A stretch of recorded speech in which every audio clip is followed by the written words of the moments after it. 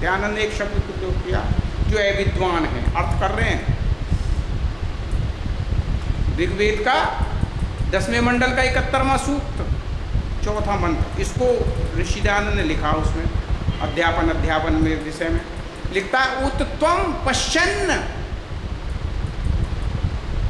उत त्वं पश्यन् ददर्श वाचम उत त्वं श्रवन् न श्रृणोति एनम। जो अविद्वान मनुष्य है वो सुनते हुए नहीं सुनता, देखते हुए नहीं देखता और बोलते हुए नहीं।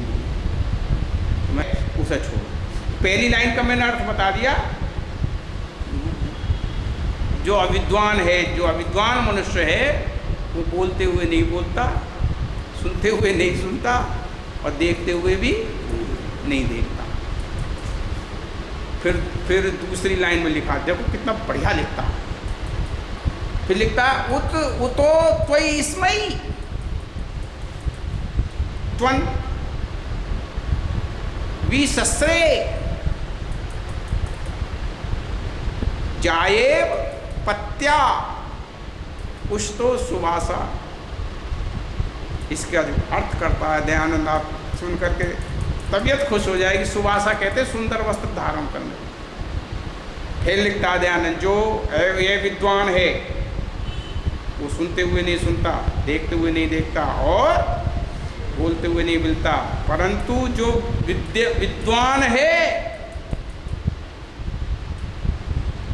फिर वो लिखता है उस वो विद्या के ग्रहण करने में, विद्या के गुण को, रहस्य को समझ में ही नहीं समझ पाता है। विद्वान जो है, जो शब्द अर्थ संबंध को यथावत समझता है,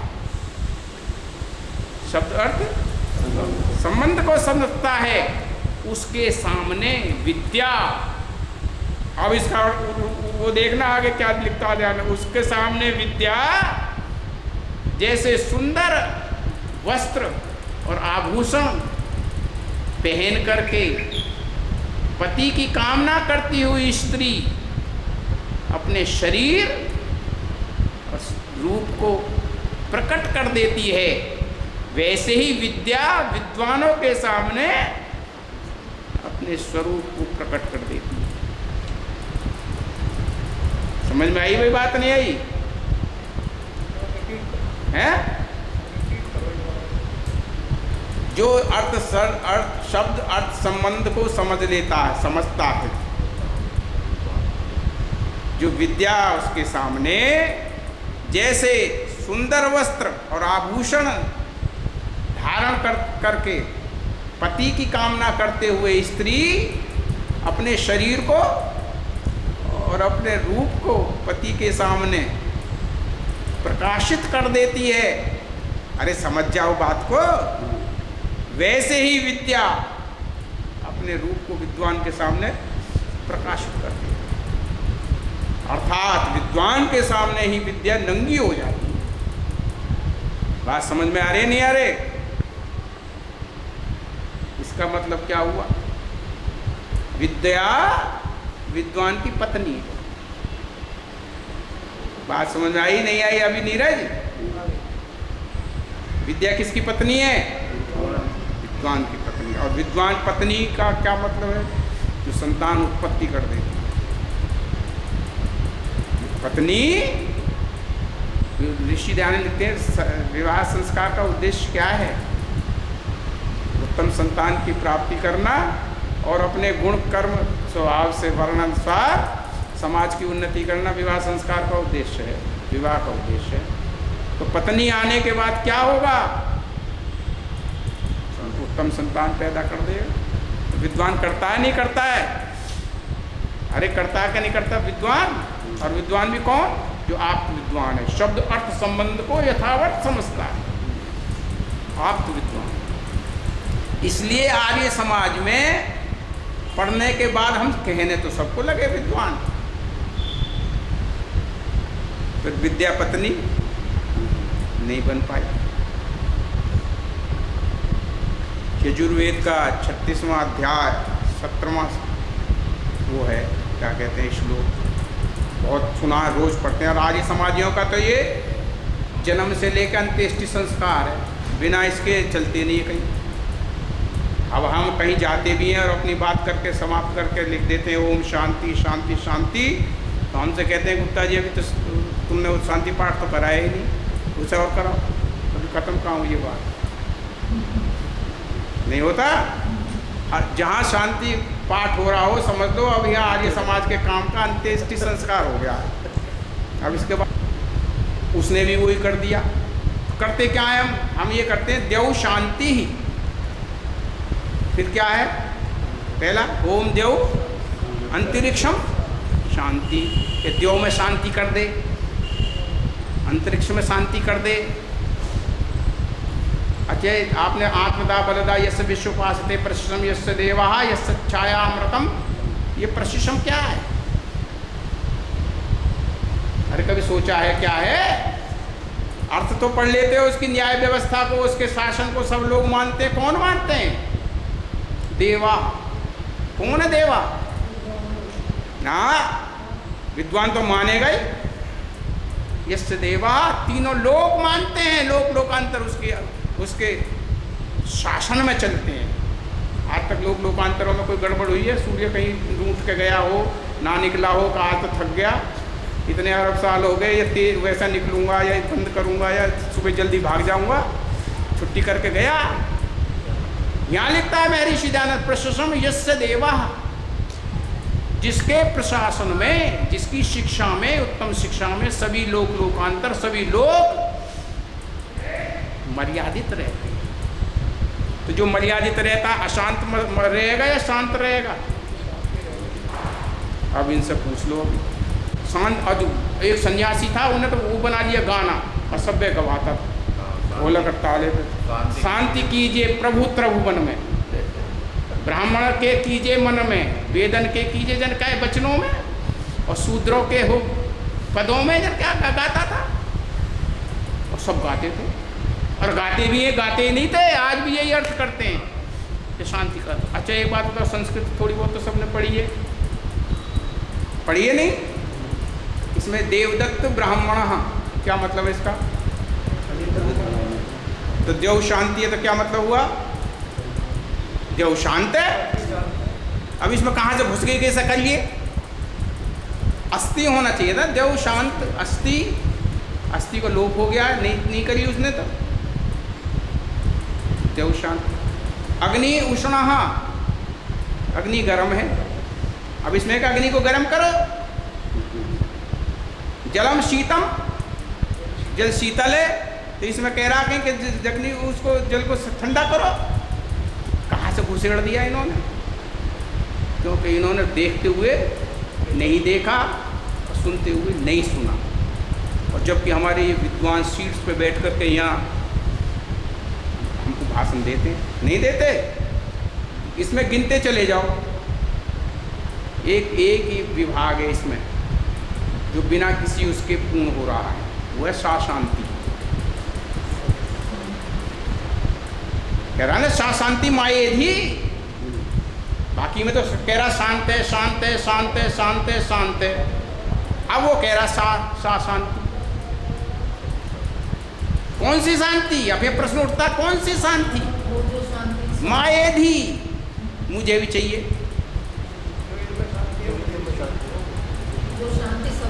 ना। ये शांति ये तो है ही है, अशांत कौन है? अरे यार कौन अशांत है? कब लिखता है? उसमें लिखा त्रिविध दुख, अत त्रिविध दुख, अत्यंत निवृत्ति, अत्यंत पुरुषार्थ। अत्यंत शब्द प्रयोग हुआ है। अत्यंत निवृत्ति, निवृत्ति नहीं, निवृत्ति तो हो गई, चलो भूख लगी खा लिया, फिर लग गई भूख, दुख आए आपने दवाई ले ली, कष्ट हो गया, फिर आ गया ये 2 साल बाद, वो करा आवे ही नहीं। आध्यात्मिक, आदि भौतिक, आदि देव। ये इन शांतियों की बात कह रहा है वो। प्रभु से ये नहीं कह रहा कि इन्हें जो है शांत कर दे। और एक नहीं बचा, एक भी जो यूं ना कह रहा हो कि इन्हें शांत कर दे। मतलब तू भेजा था, जो तू ना आता तो ये किससे कहता, कौन परमात्मा से ना कहता तो ये शांत करता ही नहीं। आज तो आग ही लगी थी रहती इसमें।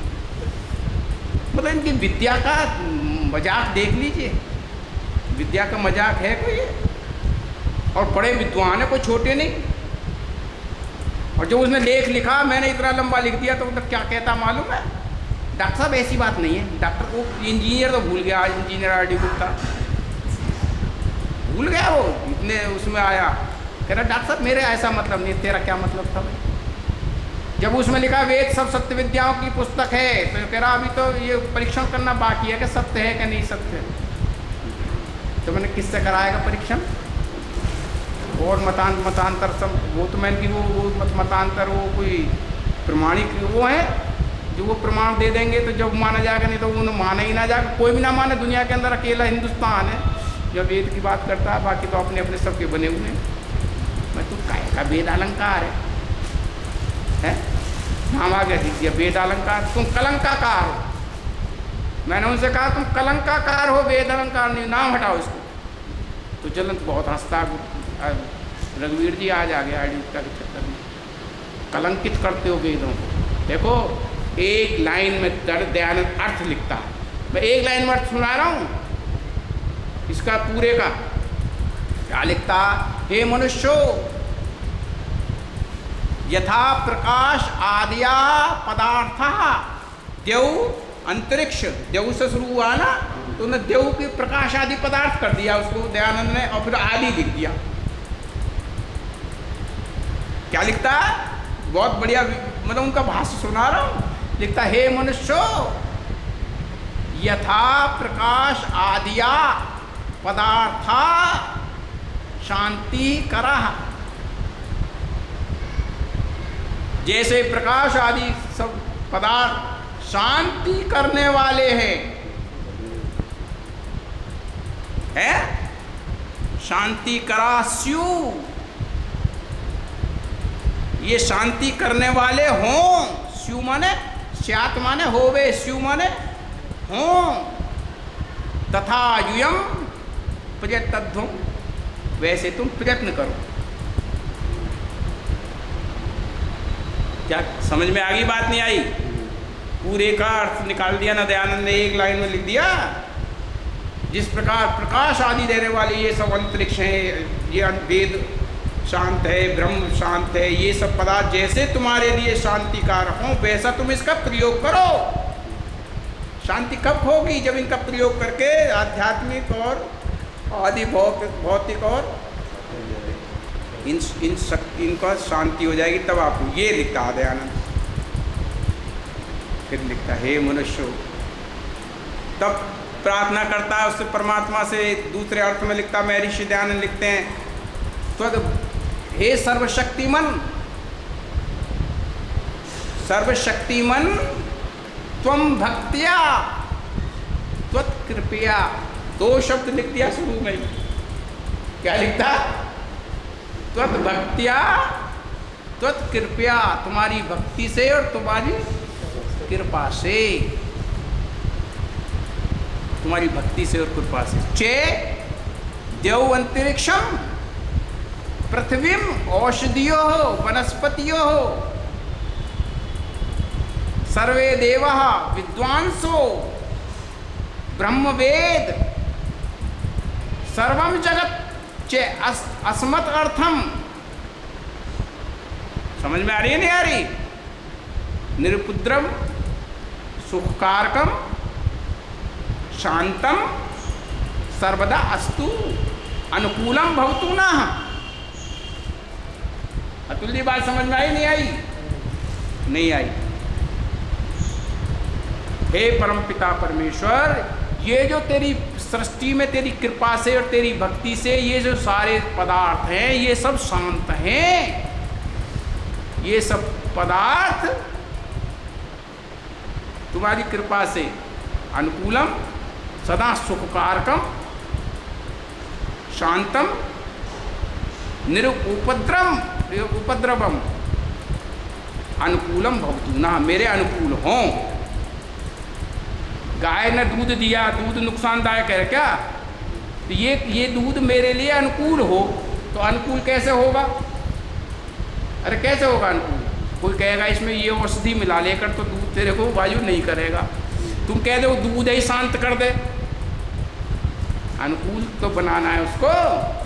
इस परमपिता परमेश्वर की जो सृष्टि है, उस सृष्टि की जो वस्तुएं हैं उनको अपने अनुकूल करो। अरे तुमने इसमें शांतिकरण में देखा नहीं?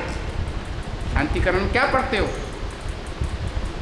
शांतिकरण में यही तो पढ़ते हो, ये सब मेरे लिए शांति कारक हो, पर्वत मेरे लिए शांति कारक हो, नदियाँ मेरे लिए शांति कारक हो, गाय मेरे लिए शांति कारक हो, ये सूर्य तपे, ये बादल कड़क कड़क कर कर तड़के, तो ये सब मेरे लिए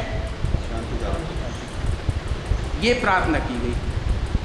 अर्थ कर दिया शांति कीजिए प्रभु, त्रिभुवन में पड़ गया लठ लेके भगा फिर रहा उसके पीछे, इसे शांत कर, इसे शांत कर। अरे ये इसको शांत करेगा, तू अपने को शांत कर, और जिस दिन शांत हो जाएगा। और हमारे यहाँ तो बहुत से कह रहे वो तो शांत हो गए, सुना नहीं?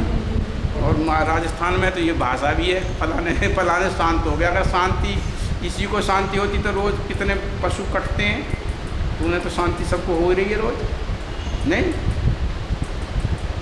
शम धातु से बनता है, शम से बनता है शांति, और क्रम से बनता है क्रांति। शांति का मतलब है हार्मोनाइज हो जाना, शांति का क्या मतलब है?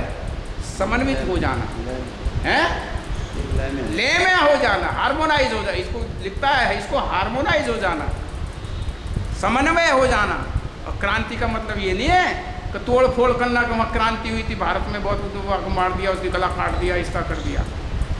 उन्नति के लिए आगे बढ़ना, पद विक्षेप करना। बात समझ में आ रही नहीं आ रही भाई? तो शांति और क्रांति जो है एक दूसरे से साथ जुड़े हुए हैं, समन्वित